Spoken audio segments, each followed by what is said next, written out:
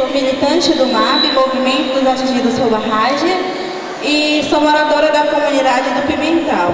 Então, enquanto jovem, enquanto mulher, eu sou contra a barragem porque não vai servir para a população da comunidade, não vai servir para o povo do Tapajós, e sim para grandes empresas. E mesmo estando suspenso o licenciamento da barragem, a nossa comunidade já vem sofrendo conflito, já sofreu e continua sofrendo com a chegada das empresas na comunidade. Porque com a chegada das empresas, a comunidade, as mulheres acabam sofrendo esse impacto diretamente. Então, aproveitando aqui também, fazer uma denúncia contra a postura do Diálogo Tapajós, que é uma empresa que vai para a comunidade dizer que vai dialogar, levar informações e que na verdade vai desmobilizar a comunidade, vai desorganizar, vai dividir a comunidade. Então, enquanto jovem, enquanto moradora da comunidade Pimental, eu estou na luta para organizar tanto as mulheres quanto a comunidade, para assim a gente lutar contra esse empreendimento. Os parentes já estão embora porque esperaram muito e deixaram o rapaz do IBAMA embora. Mas eu vou falar direto aqui para a senhorita aqui da FUNAI. A gente tem sempre a dizer que é assim: para a gente conseguir o objetivo da gente, a gente precisa trilhar. Mas se a gente ficar dançando na dificuldade da vida, a gente nunca chegaremos onde pretendemos chegar. E eu acredito que a senhora e o rapaz aqui do IBAMA nunca vão chegar no objetivo de vocês, porque vocês são omissos ao capitalismo, tá? E vocês, a FUNAI e o IBAMA, têm o poder de cancelar a barragem. Não é preciso perguntar para A e nem B. Vocês têm o poder de cancelar. Mas eu acho que para vocês ter o poder de cancelar, vocês precisam pensar em ser humano. Tá bom? Preciso ter principalmente amor, educação e Deus no coração. Sabe? Só isso mesmo.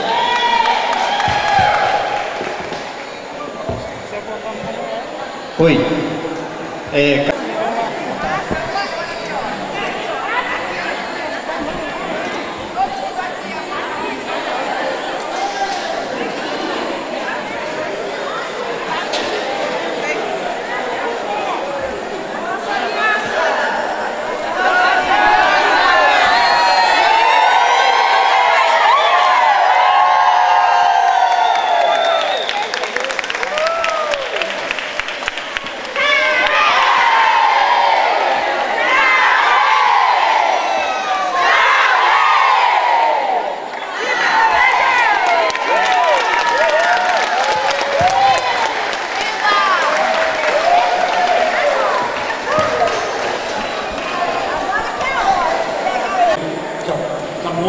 Queria pedir desculpa pela voz, mas eu acho que a manifestação que está tendo na audiência é uma manifestação de pessoas que amam o rio mais bonito do planeta Terra, que é o Rio Tapajós. Eu acho que nós caboclos que nascemos na beira do Rio Tapajós, eu queria dizer que eu estou lá na ponta, onde o Rio Tapajós termina ou começa, dependendo da ótica. Eu acho que essa é uma manifestação interessante. Aí eu queria fazer um cumprimento especial ao cacique e à cacica, em nome, cumprimentar o povo do Munduruku, dizer que eu fico olhando a faixa que está ali, que o Munduruku, que nunca perdeu uma guerra, está colocando ali, né? Não vai perder essa. Eu acho que a história recente do povo Munduruku ilustra bem essa situação. Queria também defender um pouco a figura do meu colega, eu diria de Cisnama, o Hugo, que aqui está presente, que sei da seriedade que o Hugo, em determinado momento até exposto, fica na condução dos processos. Mas aí eu queria rapidamente fazer uma crítica construtiva, e esse é o motivo que eu estou aqui, é o processo de licenciamento ambiental. As preocupações que estão aqui são absolutamente pertinentes nos índios, do movimento indígena, das comunidades tradicionais. Mas, infelizmente, é uma crítica ao urbano.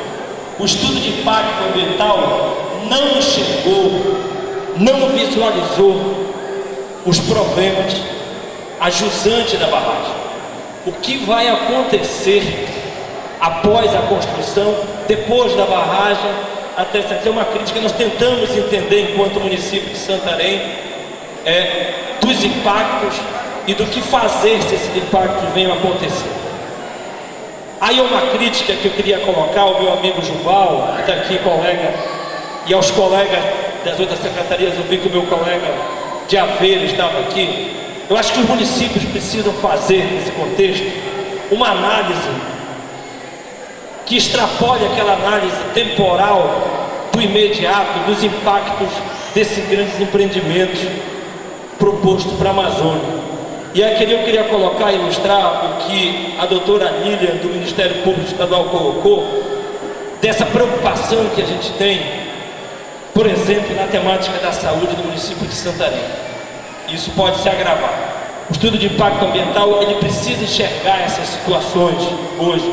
E é por isso que o município de Aveiro, o município de Rurópolis, o município de Itaituba precisa discutir isso. Nós de Santarém, nós precisamos discutir isso de um contexto de médio a longo prazo, dos impactos da construção, e principalmente que estamos ajudantes. Nesse sentido, eu queria de novo ratificar essa Assembleia que nós estamos agora, junto com o Ministério Público Estadual, finalizando a peça para entrar com uma ação na Justiça Federal, onde a gente pede, primeiro, a paralisação do processo do licenciamento ambiental. Eu sei que há uma decisão administrativa, mas ela não finalizou, portanto não há o cancelamento.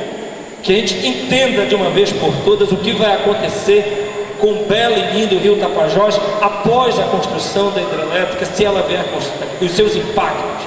Por exemplo, esse ano nós fomos muito questionados do que vai acontecer com o alter do chão, com as águas de alter do chão, com o possível barramento do rio. E aí nós estamos falando de mais de um barramento no rio Tapajós.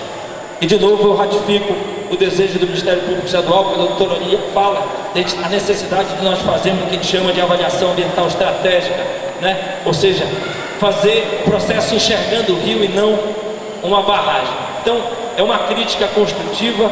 Eu tenho aqui reafirmo a seriedade do Hugo na condução do processo. Sei que em Santarém o IBAMA não esteve presente, nós procuramos posteriormente o próprio Ministério, conversamos com a Ana Cristina dentro, mas é um desejo muito grande que isso se encontre, porque nós estamos falando talvez de uma coisa única, não é barrar um rio na Amazônia, é fazer vários barramentos do rio mais bonito do planeta Terra, né?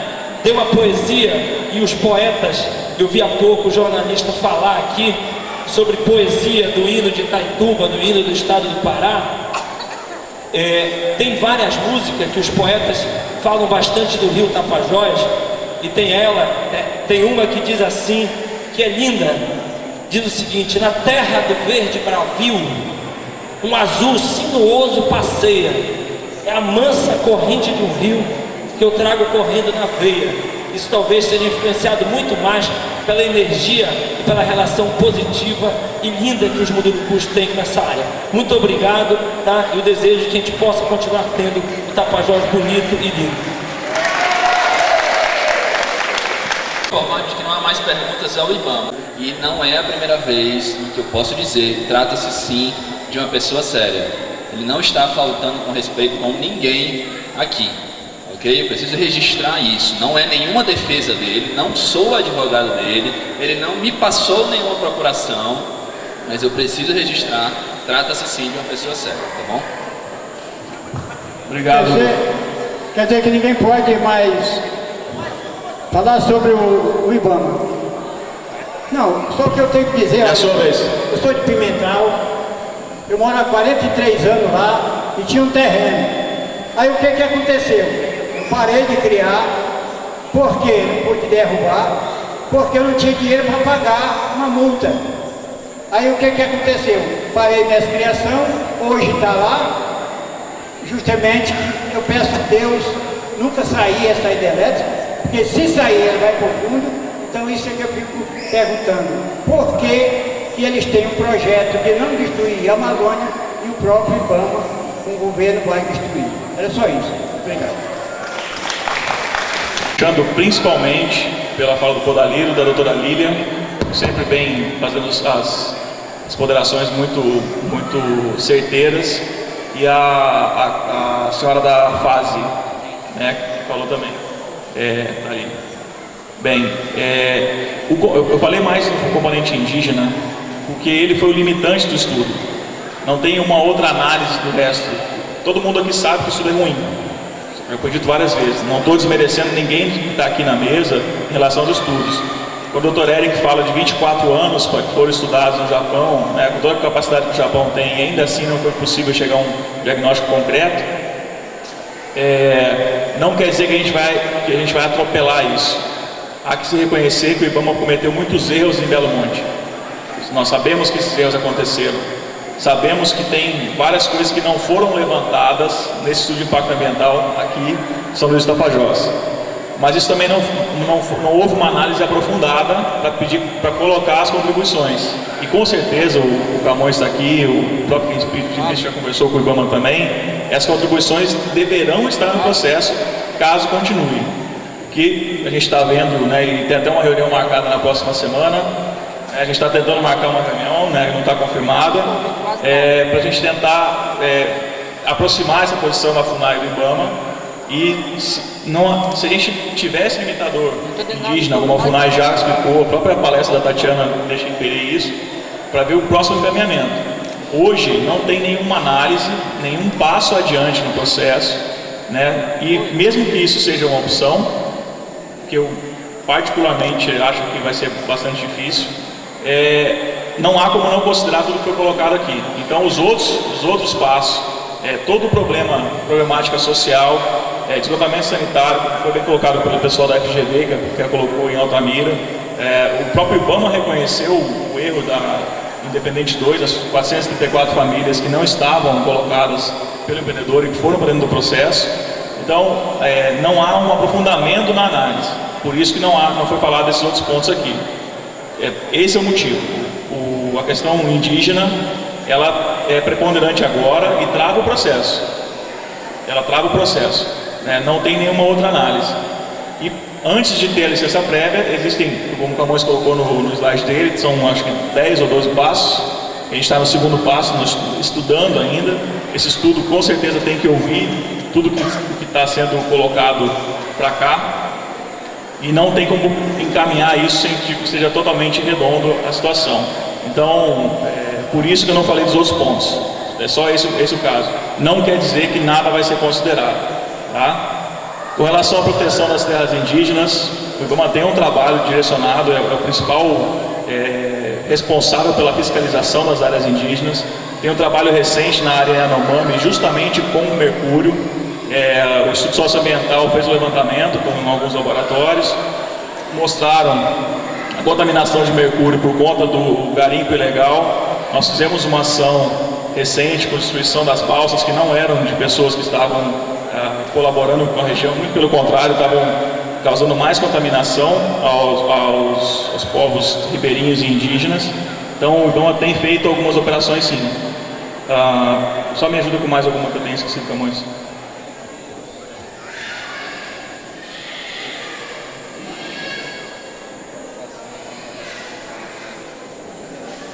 E o outro ponto também que eu estou me lembrando aqui é da avaliação ambiental integrada com todos os projetos. Isso com certeza na análise, né, ela tem que ser considerada. Mais uma vez eu digo, a análise está parada por ponto de vista do componente indígena. Por isso que não há nova análise, mas não há como não considerar a Teles Pires, não há como considerar o impacto já de Belo Monte nessa região, que não é só a área afetada diretamente, né, os portos que estão se instalando aqui, as concessões florestais, tudo isso tem que ser levado em consideração. Então, em momento algum isso vai ser deixado de lado, acaso o processo seja levado adiante.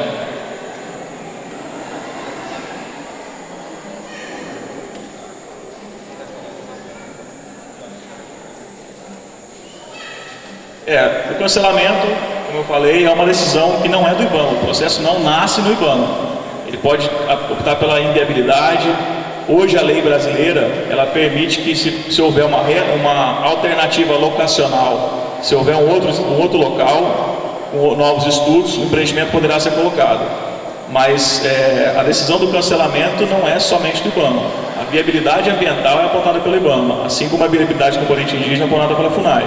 Então, ele não morre, ele morre se o IBAMA disser que é inviável, mas ele não nasce, e nem é o IBAMA que diz que não, tem que parar isso aqui. Não é somente o IBAMA que faz isso, tem vários atores envolvidos nesse processo. Tatiana, quer falar? De novo, como se deu esse encaminhamento desses pareceres para o IBAMA, né? Enfim, essa divergência de entendimento que está tendo aqui, eu acho, entre as duas instituições, né? Bom, como eu falei na minha apresentação, essas informações foram feitas em 2014, né, esses pareceres, tanto os dois pareceres técnicos, quanto a nota técnica da Procuradoria Federal Especializada da FUNAI, né, que é a AGU dentro da FUNAI, a partir das informações que vinham tanto do grupo de trabalho que fazia a delimitação, né, o relatório de delimitação de Sauré Maiban, quanto as informações que foram disponibilizadas pelo próprio empreendedor, né, no estudo do componente indígena, que é um estudo que não foi recepcionado pela FUNAI. A FUNAI não aceitou o estudo, porque ele foi feito com dados secundários. O que significa ser feito com dados secundários? Os levantamentos foram feitos por meio de biografias, de livros, de outras informações já disponíveis, e não houve a participação efetiva dos povos indígenas afetados, que não envolve só, né, o pessoal de Sauré Maiban, mas outras terras indígenas, que é Sauré Apampã, desculpa pela pronúncia, viu? Juibã, né? E também envolvia uma outra terra, as duas terras de Itaituba, né, Praia do Mangue, Praia do Índio, e uma terra que não estava na bacia do Tapajós, que era Andirá Amaral, né? O processo se iniciou assim. Bom, enfim, quando essas informações técnicas foram passadas, como eu disse aqui, houve uma resistência política, e aí teve uma fala de uma liderança aqui falando que houve uma dificuldade da FUNAI em assinar o relatório, né? E ele está correto no que ele disse, por causa de uma pressão política, né? Isso é notório, isso é público, foi dito pela presidente da FUNAI na época. E aí o processo ficou paralisado na FUNAI com esse entrave da resolução, né, da delimitação da terra indígena Sauré Maiban. Tivemos duas contestações apresentadas na FUNAI, que foi a que eu disse, que foi do Ministério de Meio Ambiente e do Ministério de Minas e Energia. E no fim, o que essas notas técnicas falavam, e foi o que a gente apresentou para o IBAMA, era que construir São Luís do Tapajós apresentava negativa dentro da própria Constituição Federal, né? Então existia restrição legal e restrição constitucional que viabilizasse a continuidade do processo de licenciamento ambiental. Então, quando a gente apresenta essas duas informações técnicas para o IBAMA, que são informações técnicas construídas em 2014, antes da publicação do relatório, né, a gente ainda tinha esse limbo aí da regulamentação. As duas notas técnicas falam coisas diferentes, porque foram feitas em momentos diferentes, e a nota técnica da AGU, ela ainda é mais incisiva nessa história da legalidade, né? Porque ela entende que o direito originário já é o suficiente para que a gente considere a interferência direta num território tradicional munduruku. E quando a gente encaminha isso para o IBAMA, uma das informações técnicas, e é por isso que o IBAMA coloca que a FUNAI pediu a suspensão, uma dessas informações técnicas sugeria a suspensão do processo diante a um óbice, ou seja, uma negativa da própria Constituição Federal, ou seja, a Constituição Federal não permitiria que aquele processo continuasse.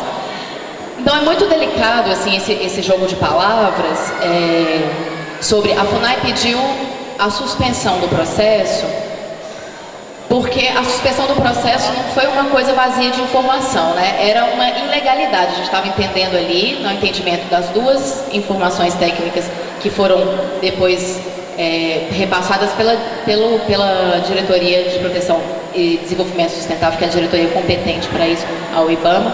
Estava entendendo que esse processo estava carecendo de legalidade e constitucionalidade, né? Então, assim, eu acho que a gente precisa conversar, as duas instituições, né, IBAMA e FUNAI, mas o entendimento da FUNAI está claro, assim, o processo não deve seguir, né, diante dessas restrições legais mesmo, né? Existe uma restrição constitucional diante as duas coisas que eu disse aqui, a incidência do reservatório nessa proposta hoje declarada como tradicional do povo munduruku e a necessidade de remoção de uma aldeia, né, que aí exige inclusive um entendimento, enfim, jurídico sobre essa remoção de aldeia. Enfim, eu acho que era essa a minha fala. Para o entendimento da FUNAI, existe ilegalidade na continuidade do processo de licenciamento ambiental, né? Foi o que a gente encaminhou para o IBAMA por meio desses dois pareceres. De todos que aqui se fazem presentes, por que ou o que precisa o IBAMA para que cancele e não suspenda? Certo? Todo mundo está se fazendo essa pergunta. De forma, talvez, não tão evidente, mas que ficou claro para mim, o Hugo falou.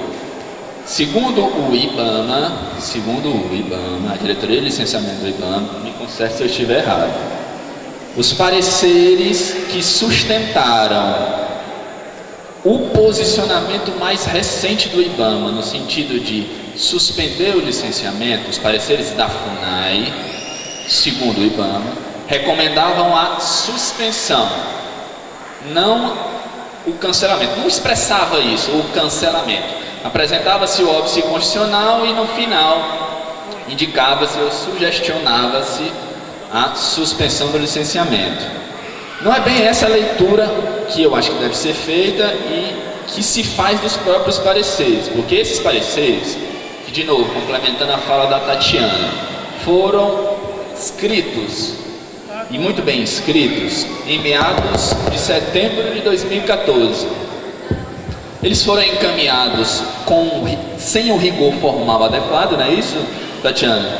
Para o IBAMA devolveu esses pareceres para a FUNAI, e a FUNAI, até fevereiro de 2016, não tinha reencaminhado esses pareceres.